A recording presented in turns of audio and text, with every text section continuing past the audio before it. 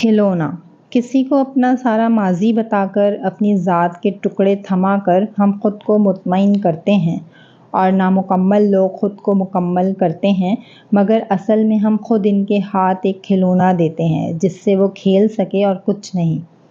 سچے جذبے والے لوگ۔ کچھ لوگوں کی اذیتوں میں شدت تو صرف اس وجہ سے ہوتی ہے کیونکہ انہیں ترک تعلق نہیں آتا، انہیں کسی سے کچھ چھیننا نہیں آتا، انہیں منافقت نہیں آتی۔ وہ ایک بار جس کے ہو جائیں پھر ان کو ان کے بچھڑنے پر صبر نہیں آتا، اور یہ بھی حقیقت ہے کہ یہ دنیا والے سچے جذبوں کی بڑی توہین کرتے ہیں۔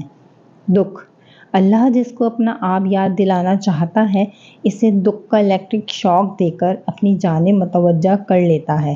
دکھ کی بھٹی سے نکل کر انسان دوسروں کے لیے نرم پڑ جاتا ہے، پھر اس سے نیک اعمال خود بخود اور باخوشی سرزد ہونے لگتے ہیں۔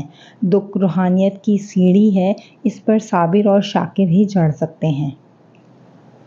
محبت کے پاؤں۔ محبت صرف دو پیروں پر سیدھی کھڑی ہوتی ہے، جس میں ایک پیر توجہ کا اور دوسرا پیر عزت کا ہے۔ دونوں میں سے ایک ہی کھو جائے تو محبت معذور ہو جاتی ہے۔ عورت کی محبت۔ عورت تمہیں کبھی نہیں بتائے گی کہ وہ تم سے بہت محبت کرتی ہے، وہ ہمیشہ پہلیوں میں بات کرتی آئی ہے، لیکن جب اسے صبر آ جائے تو دنیا میں سب سے زیادہ مشکل کام اس کے دل میں دوبارہ جگہ بنانا ہے۔